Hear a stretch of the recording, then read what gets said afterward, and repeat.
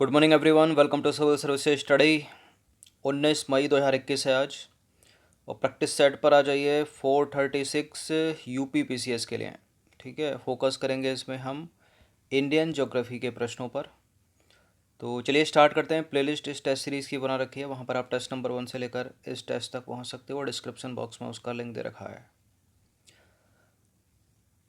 चलिए, तो question number 1 का आंसर करिए। तो संकोच नदी है एक निम्नलिखित में से किसकी सीमा बनाती है संकोच नदी?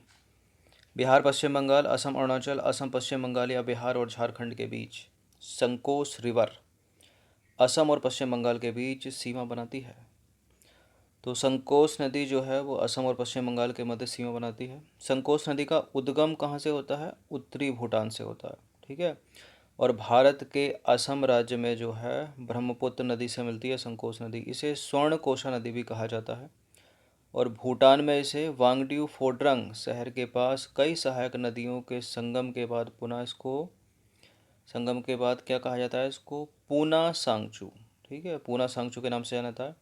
और भारत में प्रवेश करने के बाद यह असम और पश्चिम बंगाल की सीमा पर बहती है संकोच रिवर। निम्नलिखित नदियों में से कौन अध्यारोपित नदी का उदाहरण है? अलकनंदा, कोसी, चंबल, गोदावरी। अध्यारोपित नदी का उदाहरण है इसमें चंबल, ऑप्शन नंबर सी। तो देखिए, पूर्ववर्ती नदियों के समान ही पूर्वारोपित या अध्यारोपित नदियाँ अपने प्रवाह स्थल की संरचना के साथ समायोजित नहीं होती। वह स्थल खंड की ढाल का अनुसरण नहीं करती। भारत में चंबल और सोन नदियाँ इसका अच्छा उदाहरण है। ठीक है। निम्नलिखित में से किस नदी का उद्गम स्थल भारत में नहीं है? भारत में ब्यास नदी ब्यास कुंड से निकलती है। राबी का भी भारत में, चेनाब का भारत में, सतलज का नहीं है। ये तो तिब्बत के राकसताल झील से निकलती है ना।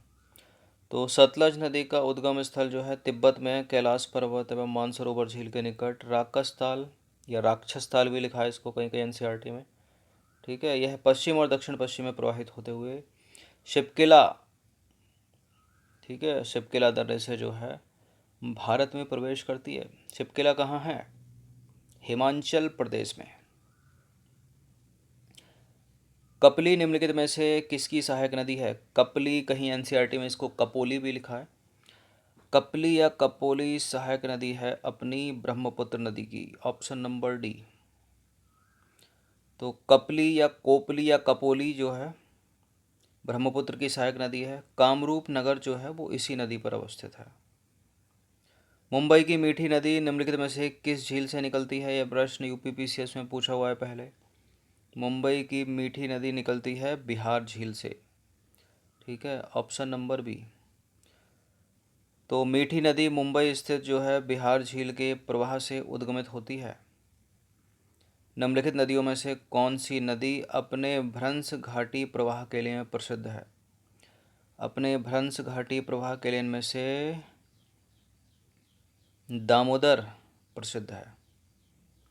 तो प्रश्नगत नदियों में जो है दामोदर नदी अपने भ्रंश घाटी प्रवाह यानी फॉल्ट वैली ड्रेनेज के लिए प्रसिद्ध है। यह झारखंड राज्य के छोटा नागपुर पठार में खमरपाट पहाड़ी से निकलती है। यह हजारीबाग पठार और रांची पठार के मध्य जो है प्रवाहित होती है दामोदर नदी और भ्रंश घाटी का निर्माण करती है। क्वेश्चन नंबर 7 पर आ जाइए। निम्नलिखित में से किस नदी के ऊपरी मार्ग में मीठा जल किंतु उसके निचले मार्ग में खारे जल का प्रवाह मिलता है? कौन सी है ये? बराक, लूनी, घग्गर या इनमें से कोई नहीं? यह है लूनी नदी। ठीक है, जो किसी महासागर तक पहुंच ही नहीं पाती, बीच में विलीन हो जाती है।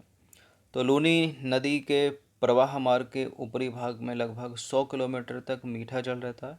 इसके बाद बाड़मेर से बालोतरा में पहुंचकर इसका जल जो है लवणीय या खारा हो जाता है। ठीक है, यानी राजस्थान में। क्वेश्चन नंबर 8 पर आ जाइए। निम्नलिखित नहरों में से किसे दामोदर नदी से निकाला गया है? कौन सी नहर है जिसे दामोदर नदी से निकाला गया है?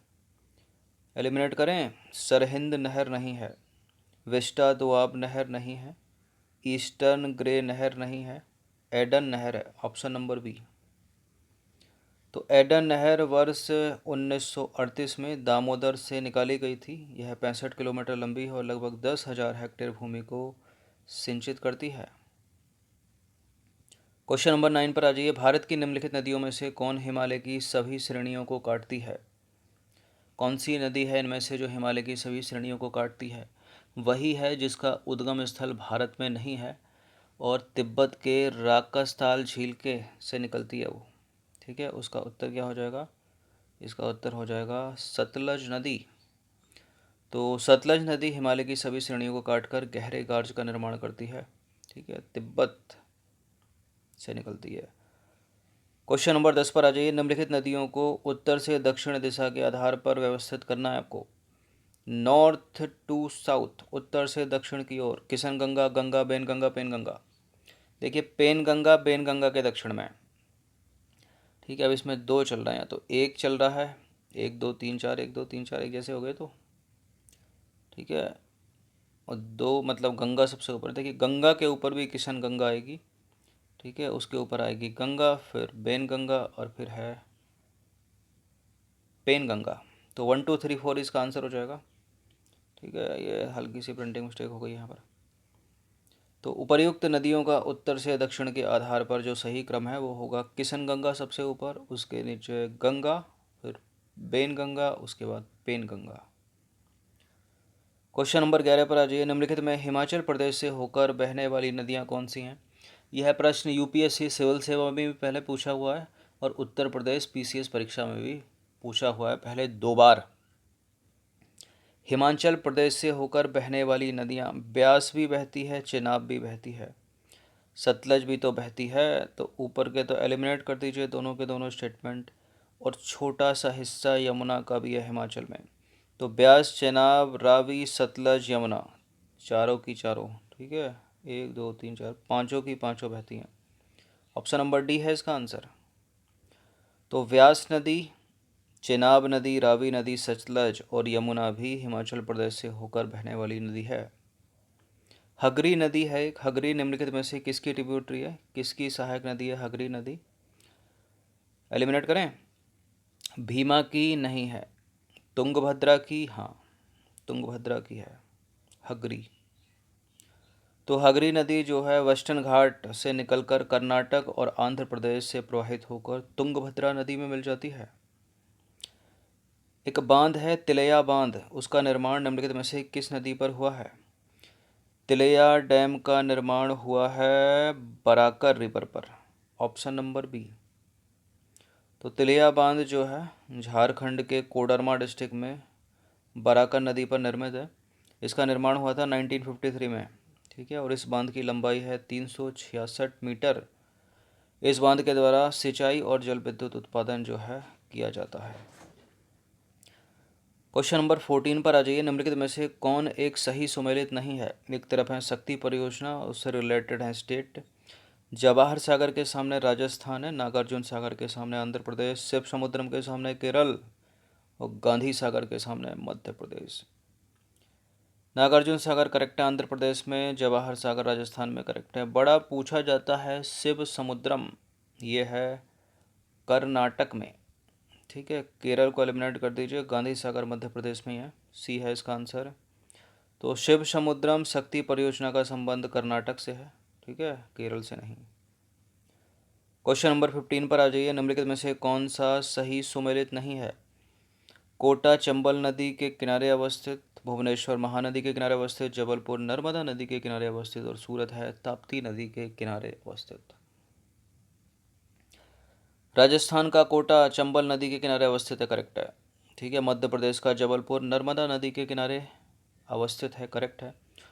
गुजरात का सूरत ताप्ती नदी के किनारे अवस्थित है, करेक्ट है। उड़ीसा भुवनेश्वर महानदी के किनारे नहीं है। ठीक है, तो भुवनेश्वर जो है उड़ीसा की कैपिटल है। ठीक है, यह महानदी के तट पर नहीं बल्कि उड़ीसा के पूर्वी तटीय मैदान में जो दया और कुखाई नदी बहती है ना, उनके तट पर अवस्थित है। शेष सारे के सारे विकल्प सुमेलित हैं। तो इस तरह के प्रश्न कभी कभी बना लेता है एग्जामिनर। ठीक है, ताकि स्टूडेंट को लगे अरे कैपिटल है, राजधानी है, नदी भी महान है। ठीक है, इसी के किनारे होगी? तो ऐसा कुछ नहीं है, ठीक है। जब भुवनेश्वर जो है दयार कुखाई नदी के तट पर अवस्थित है। तो ये इंडियन ज्योग्राफी के प्रश्न थे 15, ठीक है। इसमें से कम 20% प्रश्न जो है यूपी पीसीएस के एग्ज़ाम में पहले पूछे हुए हैं। इनकी प्रैक्टिस कर लेना, कम से कम एक बार तो कर ही लेना, ठीक है। बाकी सी सेट की टेस्ट सीरीज चल रही है यूपीएससी सिविल सर्विसेज के लिए, ठीक है। उसकी प्रैक्टिस करते रहिए। एक प्रश्न 2.5 नंबर का है, 1/3 की माइनस मार्किंग के साथ, ठीक है। और उतना ही ज़रूरी है द्वितीय प्रश्न पत्र जितना कि प्रथम प्रश्न पत्र, ठीक है। क्योंकि सी सेट जो है बहुत टफ आती है। हर दिन 1 घंटे की प्रैक्टिस हर दिन ज़रूरी है सी सेट अगर क्वालिफाइड करना है तो। आप देख रहे होंगे, पिछले 3 साल के पेपर देखे होंगे आपने, ठीक है। कैट वेट में ये सब पूछा जाता है ना, उस तरह की रीजनिंग डाल रहे हैं आजकल वो। चलिए,